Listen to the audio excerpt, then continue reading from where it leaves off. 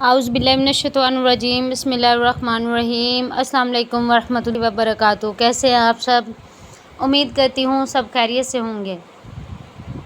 آج کا ٹاپک بہت زیادہ امپورٹنٹ ہے۔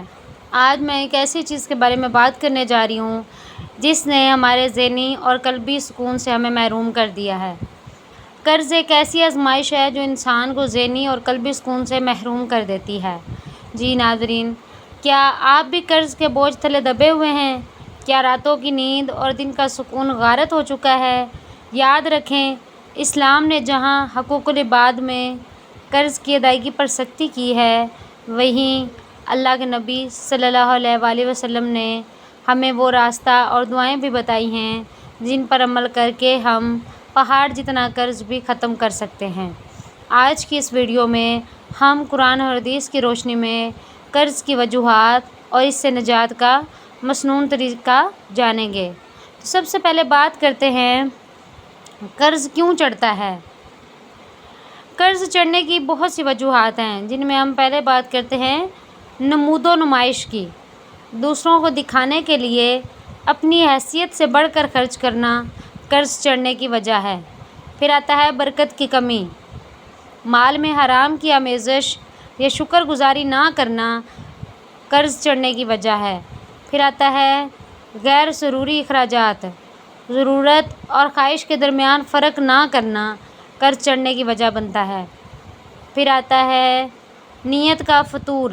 حدیث میں ہے کہ جو شخص ادا کرنے کی نیت سے قرض لیتا ہے اللہ اس کی مدد فرماتا ہے، اور جو ہضم کرنے کی نیت سے لیتا ہے اللہ اسے برباد کر دیتا ہے۔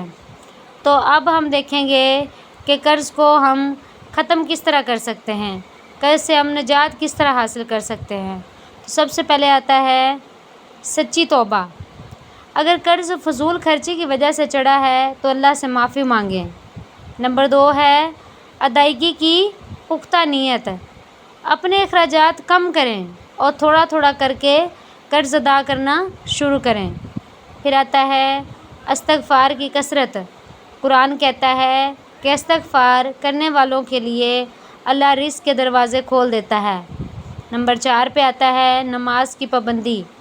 خاص طور پر نماز فجر کے بعد رزق کی دعا مانگیں۔ اب ہم کچھ مسنون دعائیں کے بارے میں بات کرتے ہیں۔ حضرت علی رضی اللہ عنہ کو سکھائی گئی دعا۔ رسول اللہ نے حضرت علی رضی اللہ عنہ سے فرمایا، کیا میں تمہیں ایسے کلمات نہ سکھاؤں کہ اگر تم پر یمن کے جبل سر جتنا بھی قرض ہو تو اللہ اسے تمہاری طرف سے ادا کر دے گا۔ تو آپ نے یہ دعا کی، جس کا ترجمہ کچھ یوں ہے کہ اللہ مجھے اپنی حلال کردہ چیزوں کے ذریعے اپنی حرام کردہ چیزوں سے بچا لے، اور مجھے اپنے فضل سے اپنے سوا ہر کسی سے بے نیاز کر دے۔ پھر آتی ہے قرض سے نجات کی دعا۔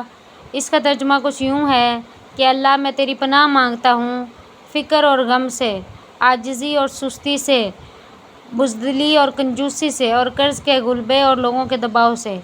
تو یہ کچھ مسنون دعائیں تھیں۔